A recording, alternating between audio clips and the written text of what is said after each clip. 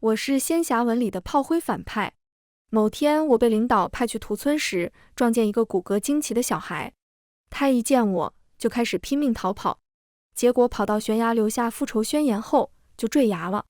下一秒，我得到了系统提示：叮咚，斩草除根目标没有达成，主角将会遇见避世高人，100年后回来复仇。笑死！那我就放100多个孩子，给高人一点小小的震撼。大家好，欢迎收看皮皮听书。如大家所见，我穿越成了仙侠文里的炮灰反派。在书里，我是打破男主平静生活的恶人，是屠村逼他跳崖的反派，是他成就大业的垫脚石，也是他学成归来后第一个报复对象。没熬过100章，就被男主挫骨扬灰了。首先，我只是一个被领导派来给关系户刷业绩的打工人。其次，我没有杀人，更没有追杀男主。真正下达命令的是魔族小公主，而我只是在一众炮灰里穿得鲜艳了一点。最后，娇蛮美艳的小公主跟男主缠绵在一起，成为后宫诛杀制，而我平平无奇，就只能当炮灰。现在是时候拯救一下自己悲惨的命运了。目前剧情进行得很快，傲慢小公主指挥着屠村，人魔交战打得难舍难分。男主龙耀晨悲伤欲绝，开始逃跑。我领着一队人马，刚好遇见他。龙耀晨18岁的年纪，气质外貌没得说，脑子就更不用说了。我假装没看到他，他居然还惊呼着：是魔族人！我要跑，我要活着，替我至亲至爱的人报仇。这是为了给本该平静的故事增添一点波折吗？没办法，我只能假惺惺下令去追拿龙耀晨。这水放的就像太平洋，不出意外的话，还是出意外了。与原剧情相同，龙耀晨被逼到悬崖，指着我开始怒骂：魔女，今日逝去的痛苦，我必将100倍奉还。说完就跳崖了，没有反抗，只知道放狠话，身上甚至连伤都没有。还在预料之内，我很冷静，遣散了身边所有魔族，启动了方案 C。 出来亮相吧，小宝贝们。话音刚落，早已在旁边潜伏的众人齐刷刷钻了出来，人数很多，大约有将近200个人，最小8岁，最大不超过22岁，全都是标准的美人胚子，长着一张标准的男频主角脸。我细查过，他们个个天资聪慧，亦受过非同常人的苦难，就差把美强惨写脸上了。很好，面纱盖住我扭曲的笑容。现在你们面前的就是著名景点悬崖，我知道你们当中有人身世凄惨，也有人家道中落，从天之骄子变成如今这般。但不要灰心，机遇都是留给聪明勇敢的人，只要立刻跳崖，我保证不管是什么样的修仙废柴，都能成就一番大业。如果不愿，现在是最后离开的机会。人群短暂骚动了一下，便即刻安静下来。不知道哪个清冷的嗓音喊出了：30年河东，30年河西，莫欺少年穷。很好，我让他们排好队，一个个到悬崖边上，开始了长达100人的跳崖行为。下一个，放心，你不会死，会有白胡子老头救你。不到1个小时，跳崖活动完美闭幕。我爬到边上，俯视望不到尽头的悬崖，感慨着高人的业绩达标了吧，是时候也让男主感受一下竞争的残酷和教育资源匮乏了。干完这件事，我就回去复命了。在我本人事先安排下，屠村这个指标没有完成，反倒是魔族撤了军队。我主动站出来，先安抚了受伤的魔族士兵。小公主林曼曼气得抽了我一鞭子：不可能，我怎么会输呢？都怪你张倩，要是没有你，我必赢。咱讲道理吧，我既不是项目负责人，还要背锅，以后还要被别人追杀。周围人都对我投出同情目光。哼，你等着吧。小公主从不开玩笑，我一回去，她哥，也就是我的顶头上司凌霜，找上我。屠村这件事怎么回事？还有曼曼，不是让你带好她吗？这就是打工人跟关系户的关系了。小公主已经添油加醋说了很多，凌霜自然知道她妹妹的性格。此情此景，就非常考验我会不会做人。锅是会背的，但要看怎么背了。我觉得是我的问题，林总。我一个虚晃，但我已经按照您的吩咐，在早期战略上做到了最佳。实施时，既要充分给予曼曼小姐展示自我的机会，又要统筹全局。况且，我的问题曼曼小姐已经当着全军的面指出来了，不会再出现这样的情况了。常规的承接，并且在不经意间，我将边商露了出来。凌霜蹙起的眉舒展了，不过开始转变话题。不过什么？我四处张望，压低声音。不过因为这次一点点的失误，大家都有所不满。凌霜神色变冷，哼，他们还对曼曼有什么不满的？不是对曼曼小姐不满，是对您。我摆出叹息的表情。林总，您没有发现吗？最近大家对您很失望，都想跳槽吗？别的模组老板都是身先士卒，带着员工们冲锋，您却没有，您的工作态度不积极。咱们公司可是三无公司，要不是看在老板您原来态度友好的份上，大家早就跑光了，更不用说现在还有曼曼小姐，创造不了更高的价值。这都是谁说的？我要杀了他。嘘，我言语真诚，林总，你要知道有些魔是杀不完的，世界上有千千万魔，咱们管得了一张嘴，管不了千张万张嘴。这一旦被传出去，不只是隔壁魔族笑话我们，还有仙族和人族呢。哎，哪怕您现在要杀我，我也要阻止您做这件傻事。我说最后一句话的时候，眼中带泪，适当哽咽。凌霜第一次见到这样情真意切的魔，那我该怎么做？小小的话术，适当的引导，打着为了他好的名义，去反复贬低安慰，只要对方掉进怀疑的陷阱，话语的主导者就是我了。你首先要做的是证明自己的能力，重新获取我的信任。你看你也修炼了几百年了，公司也创建这么多年了，没有一点的提高，你得有自己独立思考修炼的时间，大部队得休养生息，不然怎么带我们继续拼搏？我是真心实意的尊重建议你的，你见过我这样对别的魔王吗？高处不胜寒啊，一个人前进是最孤独的人。凌霜陷入深深的思考，觉得整个人都通透了。我眨眨眼，你想好该怎么做了吗？凌霜望我的眼神，仿佛看到了至亲好友。我知道了，等会儿下令停止所有的进攻任务，休养生息，好好修炼。而后，他又在我走之前叫住我，张倩，本王现在任命你为我的第一护法，去吧，我不会让大家继续失望的。第一护法，相当于一人之下万人之上了。你瞧，就是这么奇怪。你赞誉他，他会觉得你是别有用心；批评他，他会觉得你根本不配。打一棍子再给一个甜枣，他反倒觉得你是真心实意为他好。凌霜突然宣布了我是二把手，还有全面停战的消息。众人欢呼的同时，林曼曼更是气疯了。他去屋子里堵我，看到一堆的天才地宝，怒气冲冲质问：张倩，你到底给我哥下了什么迷魂药？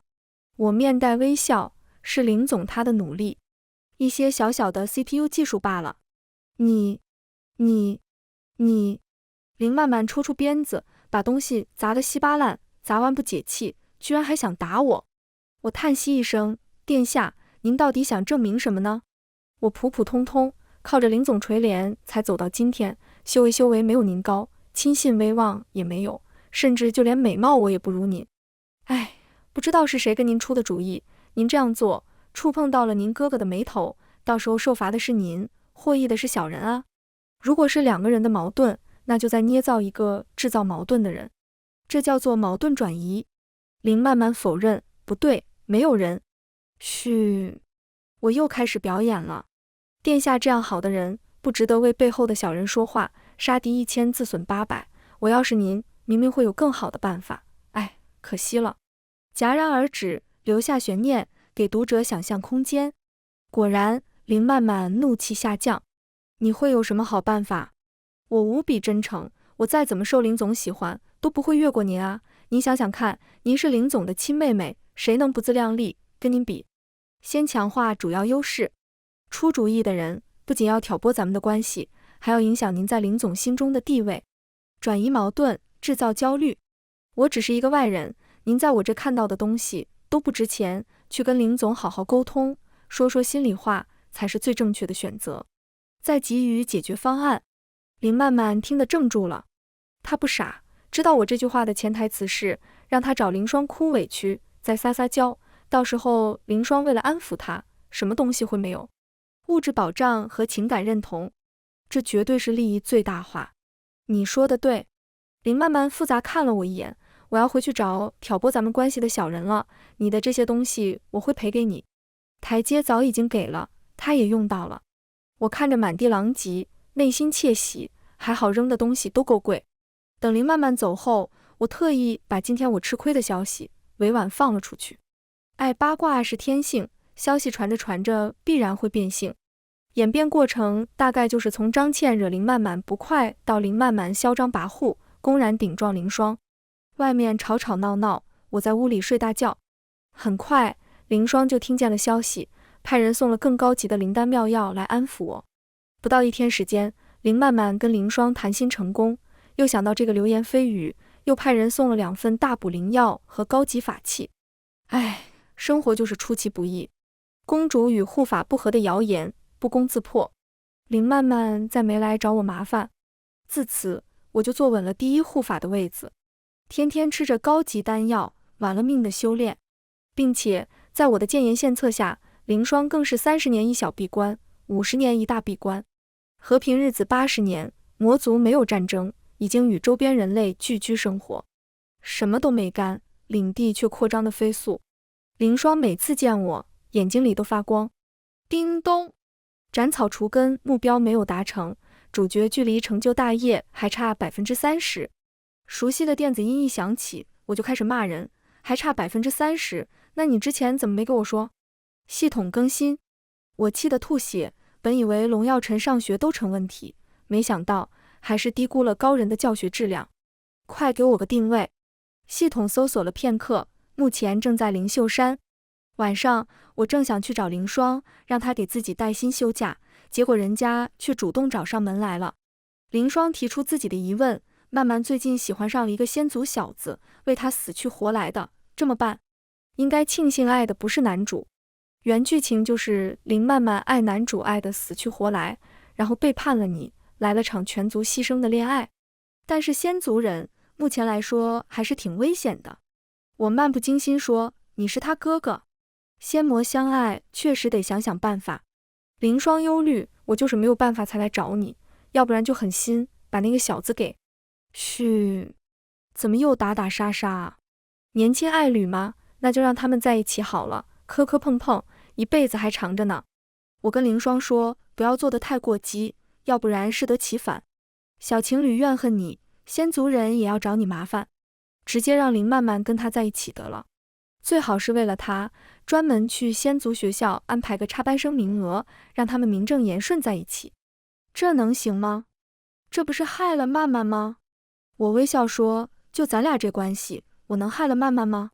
以咱们现在魔族的口碑，去仙界要个名额并不难，送个公主过去，谁敢得罪曼曼？而且仙族那么多修仙弟子，过去学习学习，师夷长技以制夷啊。我的话很简单，林曼曼在仙族足够安全，还可以学习仙族法术，没人敢拒绝，万一受伤，还有理由拿捏仙族。而且那么多优质的修仙子弟，小情侣能不能在一起，还未可知。太对了，凌霜容光焕发，师夷长技以制夷。他好像看到未来的大展宏图，兴奋对我说，我听说最近人族兴起了一个高人学校，里面弟子个个身怀绝技，你是我唯一信得过的人，我打算派你进去宣传一下咱们魔族。潜台词：挖墙脚。高人学校名字先不说起的如何，但在原著里绝对没有。这学校位于何处呢？我心里隐隐感觉不对。灵秀山。所以说当年高人不光就下了100多个学生，还发光发热建起了学校。救命！他真的，我哭死。临走前，凌霜又拿了一堆东西，让林曼曼特意送过来。凌霜听取了我的意见，以正是要把他送去仙族学习。我听哥哥说了，是你支持我们在一起。小公主依旧傲慢，不要以为你做这么多来讨好我，就能获得我的认可。要知道，我是绝对不会同意我哥娶你这样平平无奇的女人进门。小姑娘，不要以为任何一个女人的终极目标是一个男人。你的认可我毫不在意，你哥的爱不值一提。我又哄了他几句，话里话外都提点了他一下，替我哥好好办事。林曼曼满意的走了，我也正式踏上旅程。去学校的路上，我遇见了一个道骨仙风的老头，那身段，那气质，有点像书里高人的描写。但很古怪，这位隐士高人居然去附近镇子里面挂了号，看大夫了。我取出一件法器，掩盖住我魔族气息，悄悄跟了上去。何人在此？不出意外的话，我就出意外被发现了。高人霸气侧露指着我，你有什么目的？这一下子，我俩面对面对上了眼，看着高人憔悴的面容。唉，教育真是伟大，打打杀杀是不好的，我一向爱好和平。很怪。我也装出一副世外高人的样子，在那里掐指算。我从未见过如此古怪的卦象，平静下暗藏玄机，生与死相互交织，一切好像被命运规划好了。80年，80年，大限将至啊！故意停顿，指出关键时间，交代未来命运。我相信，换作是谁，都不会忘记80年前捡到100多个骨骼惊奇的小孩吧。果然，高人大惊失色，此话何解？上钩了。我装作一副天机不可泄露的样子，立刻摆手，口误。欲擒故纵，这招百试不厌。高人拦住我的去路，不行，同为道友，今天你必须把话给我说清楚，什么叫大限将至啊？我本来就没想走，于是一个深呼吸，开始表演。道友，近几年又没有感觉到自己一说话就喉咙发痒肿痛，经常遏制不住，想要大吼大叫。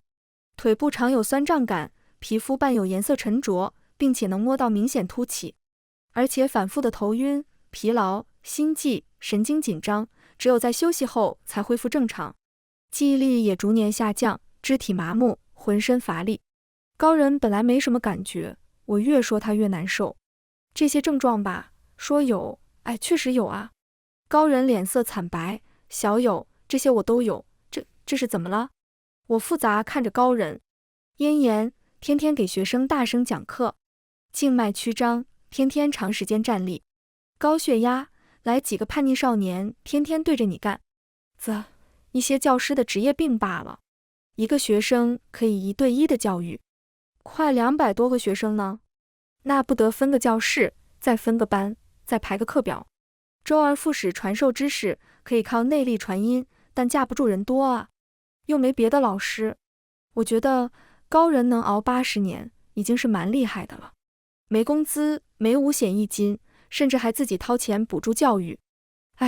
人民的好教师。没事，还有救。我的小脸佯装无事，但悲伤溢出言表。高人一焦急万分，小友啊，你就说，我该怎么办才好？我不慌不忙，暗示这病不急，需要有个专业的医生，长期辅助治疗便是。刚好，我这个热心市民愿意。喉咙发痒肿痛，那就喝点清热下火的菊花茶。腿部酸胀，那就减少站立时间。头晕恶心这些，就多读书多锻炼，这样注意力就不在熊孩子身上了。我跟高人说，我暂住在这一片，而后天天给他传授养生秘诀，有时候刮个痧，有时弄个针灸，再多来点心理暗示。2个月的时间，效果显著。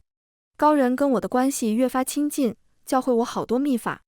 他精神抖擞，小友，我感觉我最近好太多了，这简直比灵丹妙药还要好。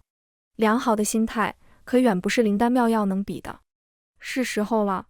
我冲着高人苦笑，现在只是治标不治本，前辈你这病啊，我已尽力了。可我昨天又算了一卦，适当停顿，叹气。高人脸色一变，怎么了？我感觉一切良好啊。我装作不解，还是80年前的结，现在更加复杂了。大结居然跟一个叫高玩的情节连在一起了。高玩，高人的女儿，男主龙耀臣的大老婆。原剧情里两人爱得难舍难分。高人虽看重男主的天赋，但还不至于要把女儿一辈子都陪进去，在婚事上没有松口。之后就很简单了，男主修炼成功，魔族刚好来犯，向来武艺高强的高人死掉了，然后辛辛苦苦养大的女儿就跟着男主过上了为父报仇的日子。每成就一个男主就要死一个老头。高人脸上像是打翻的颜料。他一联想到女儿最近谈的恋爱，面容一阵青一阵白。高婉儿正是小女，高人无比激动，小有助我。3天后，我成功入职高人学校。这是你们新来的张老师，他以后就负责炼丹和模组理论课。高人在所有学生面前介绍我。我如愿见到了男主龙耀晨，面貌跟之前没什么两样，只是更加阴郁了。当初戴了面纱，龙耀晨并不认识我，因为我的缘故，他现在修炼的速度并没有书里迅速，也没有学得多。书里高人教会了龙耀晨许多东西，但现在因为人数问题，每个人按照天赋分了好几个专业，什么剑修、药修、御兽。原来的龙耀晨是6边形人才，现在他只是个努力钻研的剑修。一个人放在100多个人里面，天赋是最不值一提的。我简单粗暴，系统，我现在能直接杀了男主吗？系统，叮咚，主角光环仍在，意思是死不了。我只好按兵不动，乖乖给他们上课，给高人养生。讲课这件事很简单，只讲理论，不讲实践。有机会的话，每天再找点时间给学生们放放电影。别问，问就是和平电影，陶冶情操，不要天天打打杀杀。黑灯瞎火中，有的看得津津有味，有的只想学习，还有的搂搂抱抱卿卿我我，后者就是龙耀晨和高人的便宜女儿。耀晨哥哥，婉儿要一辈子跟你在一起。好，小调皮，可不要反悔。多年的修炼，让我无惧任何黑暗，一切看得清清楚楚。当然，也包括窝在角落，咬牙切齿的高人。这样的洗脑不管用啊，不能按照原剧情走下去，小命不保。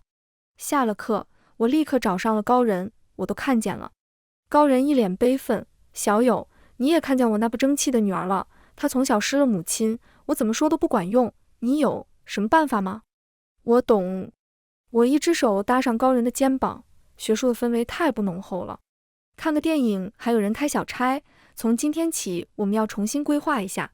智者不入爱河，渊中重蹈覆辙，寡王一路硕博，这样才能建设美丽祖国。为此，我埋头苦干，熬了好几个通宵，终于把计划完成了。高人拿着有半个人那么高的纸，这能行吗？当然，你也不想自己辛苦创办的学堂充斥着恋爱的酸臭吧？再想想你的女儿，据我所知，恋爱脑可是最难治。原剧情高人就反对2人在一起，更不用说现在100多人里，男主资质平平，撑死只到中等。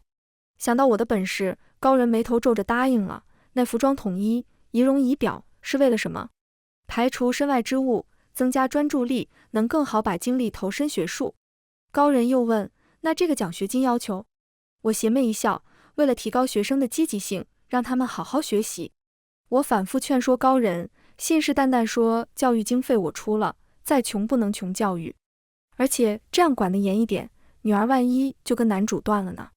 投身学术，谁以后见了不觉得好？高人深思熟虑，看着密密麻麻的校规，你的意思我明白了，先试试吧。主要是先把他们分开，这个禁止男女生交往是不是有点明显啊？我摇摇头，非也，这不是给他们的校规。哼，全校都遵守校规，只有你一个人放任不管，从众心理可是很可怕的。校规落实得很顺利，该换校服的换校服，该剪头发的剪头发，天天严格规定作息，按时按点上课交作业，还有考试。全校学生都苦不堪言，只有龙耀晨得以幸免。不到1个月，我就收到了其他学生的举报，老师，为什么龙耀晨就可以不遵守校规？我面露无奈，看着窗外和女主亲热的男主。没办法，你们校长的女儿看上他了。再自言自语，命真好，天赋不是最好的，人品也不是最好的，但就是被看上了，以后要什么会没有呢？这个学生第一次见到关系户的丑恶，愤愤走了。没多久，学生里就传出来几句谣言，说龙耀晨跟校长的女儿好了，靠着关系上位。渐渐，龙耀晨也发现了自己貌似被其他人孤立，更重要的是，其他人进步飞快，只有自己忙着谈恋爱。他调查了事情来龙去脉，找到了高婉儿，婉儿，外面都在传咱俩的事。高婉儿满不在乎，这不是事实吗？我不在乎的。我在乎。龙耀晨是一个极爱面子的人，刚开始的时候他还自命不凡，直到那100多个人来了之后，原本引以为傲的天赋变得不值一提。苦苦修炼，却被别人说是靠女人上位。跟高婉儿在一起，主要是因为他身份可以给自己带来更多便利，如今却成了祸端。龙耀晨隐隐有些不满，这对你的名节有所影响啊，不能因为我而对不住你吧。于是高婉儿求到了高人那边，高人又来找我。我宽慰着，放心，第一步已经成功了，你什么都不用管，就支持他俩在一起就行。紧接着我就找上了高婉儿，你跟龙耀晨的事情最近闹得很大，你爸听了很生气，让我过来问问。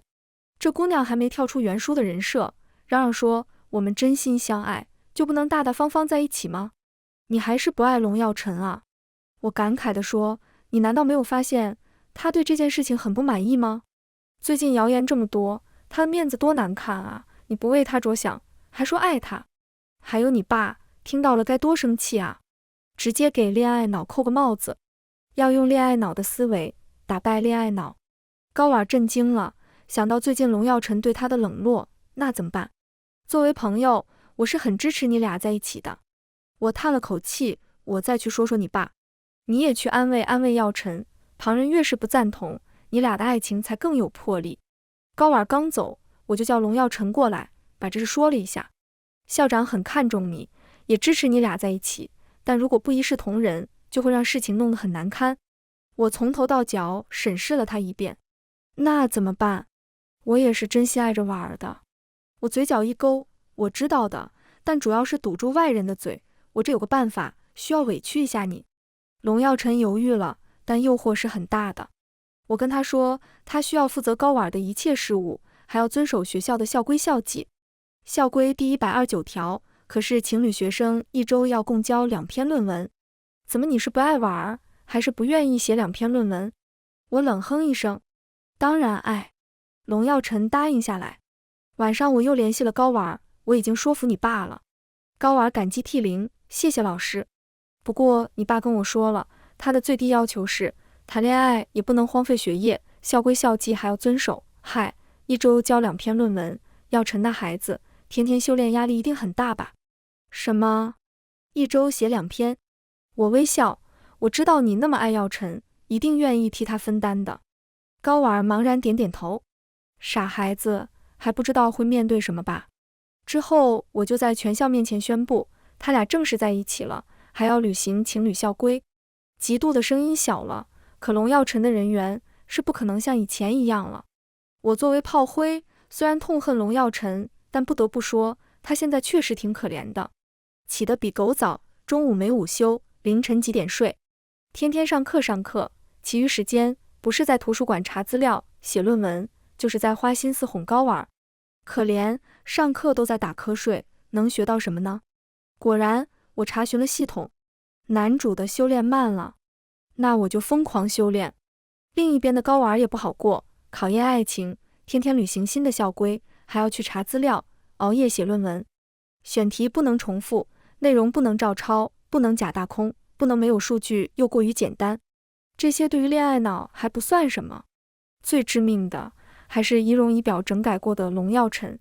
原来是风度翩翩，现在剪头发换校服，一系列下来给人一种不真实狂放不羁的美，好几次都快忍不住了，但还是为了他投入知识的海洋。老师，我真的是不知道该怎么写。高婉一脸憔悴。我给他支招，这简单，你跟耀晨商量商量。不行，他最近很忙，我不能打扰他。那就再加一把火。我无心说，那就去请教别的师兄们啊，这有什么？不会就问，像那几个学习好的，不会拒绝你的。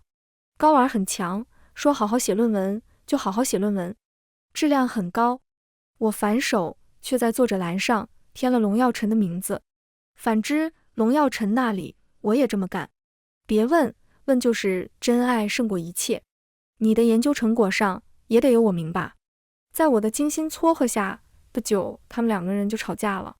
龙耀晨咆哮，我天天辛辛苦苦为了咱们将来，你却天天去找隔壁师兄。高婉不甘示弱，我没有为了咱们将来吗？你天天冷暴力，还不如张老师关心我。他俩的感情第一次出现裂痕，高人更是欣喜若狂找上我，小友，你这手段高啊！既然婉儿已经意识到这个男的不行，就应该让他们趁早分开了。我摇摇头，别低估恋爱脑，恋爱脑最擅长的就是想象，况且距离产生美。我依旧开明，在他们吵架的第2天，也就是气还没消的时候，就挨个劝。天底下哪有说不开的话？解不开的心结，多为对方考虑，换位思考。火上浇油，主打一个你们是真爱分不开。老师，你是不知道他有多过分。我没有理会他俩的抱怨，当天就把他俩的座位换在一起，锁死。而且以我的开明幽默，加上平常喜欢给学生们放电影，一下成为学校最受欢迎的老师。教师事业蒸蒸日上，挖墙脚任务也迫在眉睫。林双又在闭关前催促我的任务，还顺便说一下林曼曼的情况。张倩，本王果然没有看错你，曼曼送去仙族，不到几个月就跟那小子分手了。林双有些复杂，说那小子被分到了无情道专业。林曼曼开始还以为没什么，直到那小子杀气正道，把他吓了一跳，从此开始专心学习，现在成绩一直是前3名。无情道，这小妞怪会挑男人。我附和说，这还是他自己有本事。前段时间我去看了曼曼，林双不明所以，她好像不喜欢男人了。我看曼曼那天跟一个女生亲，算了，等你回来再说。我第一次哑口无言，不知道该发表什么。快到毕业季了，马上就有几个天赋异禀的好苗子要脱离学校，于是我去找到了高人校长，马上就要毕业了，今年应该创新一下，每个学生都准备一个作品，写一篇论文，开一个答辩会。高人懵了，这不麻烦孩子了吗？而且我也没经验。哎，前辈，实践是检验真理的唯一标准，光修为够了，怎么能看出我们这么多年的教育水平？隔壁学校早都是这个模式了，难道你不想看看耕耘后的成果吗？高人心动了，大手一会让每个毕业生准备。哀嚎一片。毕业当天，全校人来观看，我就坐在讲台下面主持大局，看着一个毕业生腼腆上台做介绍，其余人全在门口默默准备。毕业生滔滔不绝介绍着，我翻阅着他提交上来的论文，关于灵丹理念修炼对修为价值创造的影响机制研究。完毕，我面无表情进行3连问，你认为论文的创新点有哪些？参考了哪些资料？你觉得还有什么不足？毕业生甲吓得虎躯一震，良好的心理素质还是让他答了出来，但事先没有准备，答得磕磕绊绊并不完美，下场的时候还冒着冷汗古怪地看我。紧接着第2位上场了，有了一位打头阵的，他明显游刃有余，表现得十分得体自然。我点点头，3连问也被完美答出。那你认为3界怎样？老师孩子说，人族平庸软弱，魔族心狠手辣，仙族飘逸自由。下一秒，我像个专业导师一样又问，你的梦想是什么？专业问完，问情操。毕业生乙还是个热血青年，没什么心眼，张嘴就来，老师，我的梦想是毕业就去仙族，好好修炼，然后成就一番事业，当一个霸主，过万人之上的日子。这回答相当朴实，我心里鼓掌叫好，就怕今天没有这样的人。为什么？面上还是严肃，我看了你的论文，主题和未来规划都是围绕着为民谋利，以前也是穷孩子出身，点到为止。毕业生乙嘴角一下子就下去了，整个人呆滞，跟甲一起思考。最后一个上场的毕业生我还比较熟悉，就是高玩经常联系学习的师兄方鹤，这一届的第1人，有实力有情商。他大概摸清楚了我提问方向，关于论文的解读相当官方，相当完美，对答如流。你的梦想是什么？方鹤，以梦为马，不负韶华。我的梦想是继续奋斗，为伟大的事业贡献自己的力量，在今后的日子里不断提升自我，为我的梦想奠定基础。通过学习各方秘法知识，牢记学校宗旨，向前辈学习修炼经验，加强对剑术、御兽等各方面的深入了解，不怕任何困难，迎接各种挑战。全场人倒吸一口冷气，别人是佩服方鹤的随机应变，侃侃而谈，我是觉得这话术相当熟悉。好像那浓缩的答题模板。方鹤的答辩终于结束了，我一句话未说。一群人觉得方鹤这次稳了，又看到我面无表情的脸，捉摸不透。就在高人都忍不住来叫我的时候，我叹息一声，站起身来，对着所有学生深深鞠躬。作为老师，我要先给你们道歉。满堂皆惊，3届里面找不出来第2个老师给学生鞠躬道歉的人。还没等人反应，我一字一句，我没有想到会教出你们这样的学生。我认为今天答辩的所有人都不应该毕业。有人尖叫，甚至质问，为什么？今天的哪个不是天才？今天在座的哪个不是天才？我冷哼一声，用手挨个指着，这个，个个天赋异禀，我拍马不及，仗着虚你们几岁才领先一点。你们每一个人能文能武，随便一个领出去，都是各大门派争先恐后要抢的人。我大声斥责，15个人梦想里面，9个以后要去仙族更进一步，追求长生，3个要在人间称霸，2个要杀光魔族，还有1个年纪轻轻便失了少年朝气。你们今天让我最失望的是，修炼了几十年，连所谓的态度都没有分清。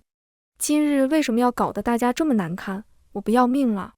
你们以后毕业了，一个个都是响当当的大人物，要是有人记恨，我就挫骨扬灰。但我今天想看的就是你们的一种态度。人群中愤愤不满的龙耀晨高声说：“优胜劣汰，适者生存。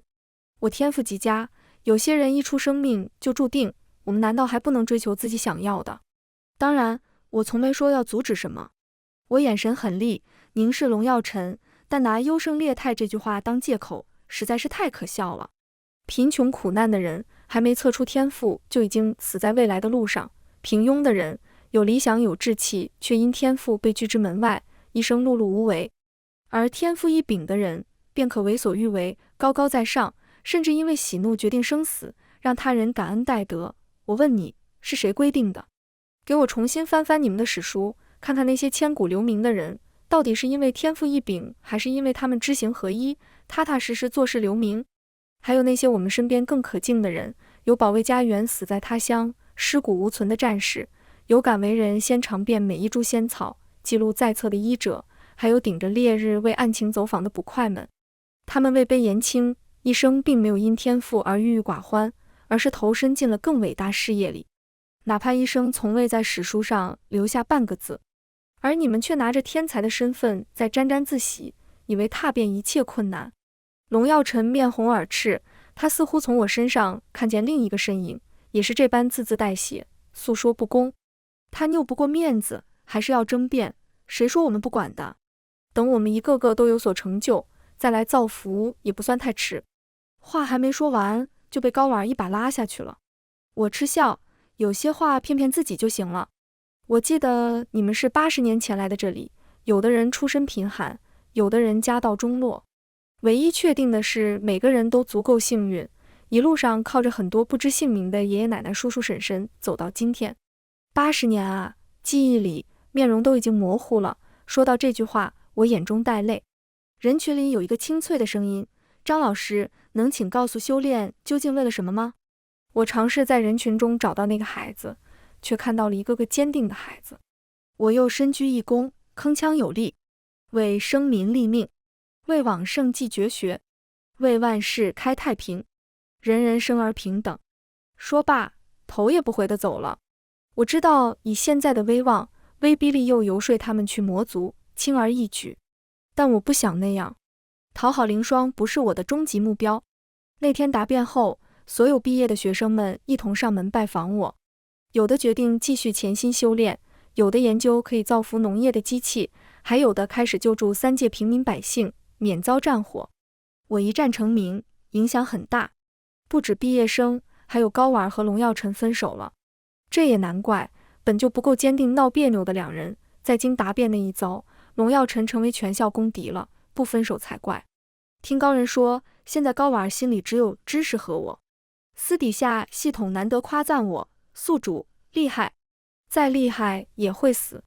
我问，我现在能杀龙耀晨了吗？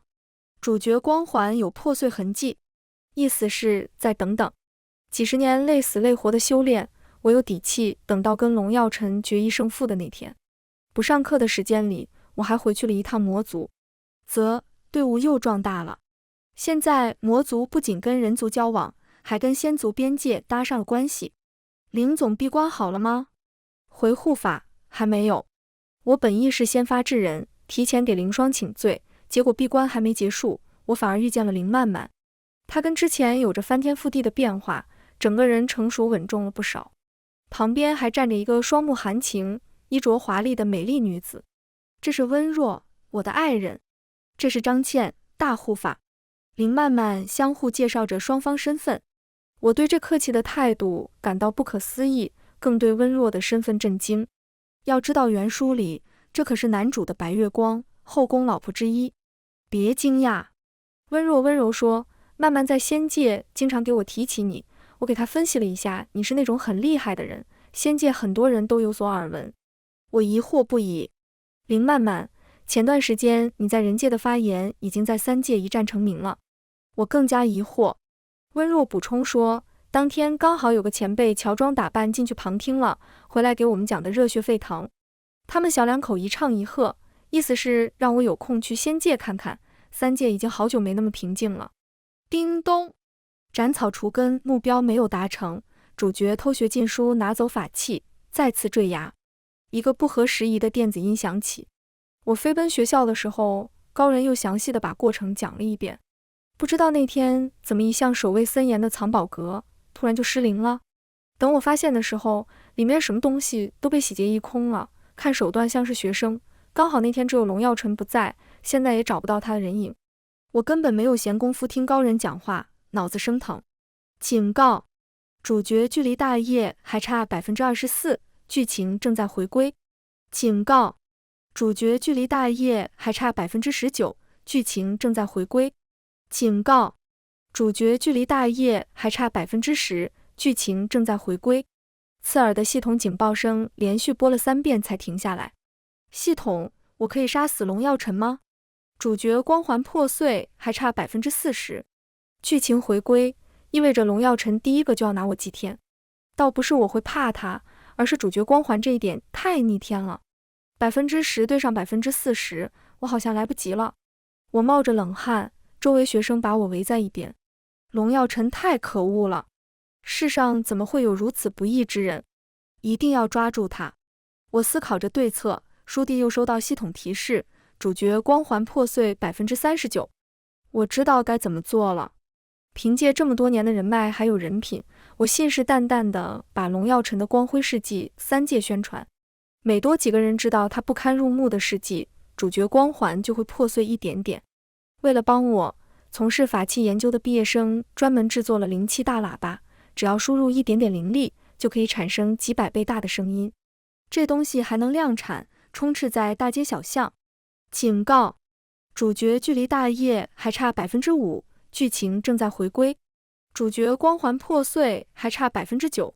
2个声音同时出现在我的脑海中。我和龙耀晨终有一战。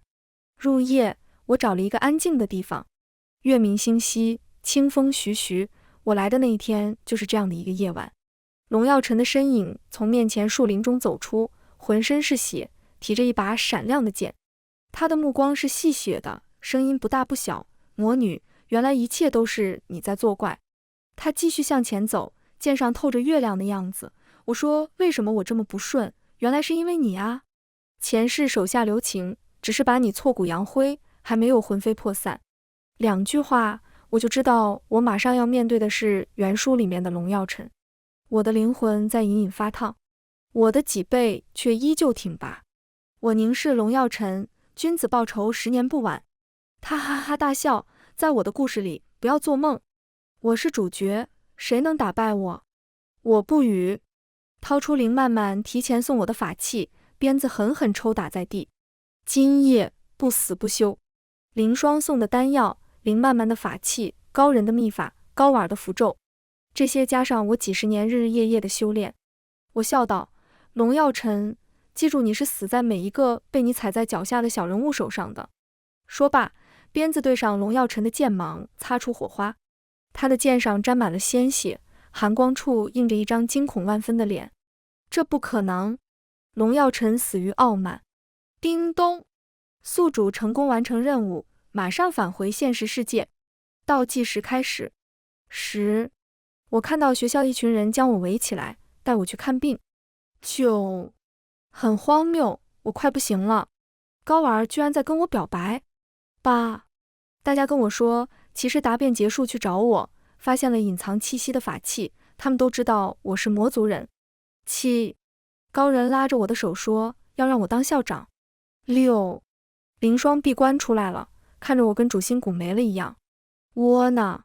5，林曼曼红着眼说马上结婚，要问我要红包。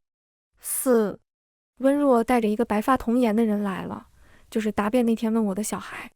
3，提高粮食产量的机器被发明出来了，产量提升了好几倍，难民都少了好多。还有更多便利的机器出来了。2，学校招了3届的新生，班里吵吵闹闹的。原来学校的熊孩子们，有的当了老师，闲暇的时候背着校长给他们放电影。3届和平，再无战争，成立了和平协会，是当初我教的那群孩子搞的。0，该说的我已经说了，我不是一个故事里顺从悲哀的边缘人物，我有着自己的骨血，自己的思想，我将时刻与不公战斗，做自己坚韧的英雄。全文完，皮皮听书，感谢您的观看，每天上新精彩小说，喜欢就订阅吧。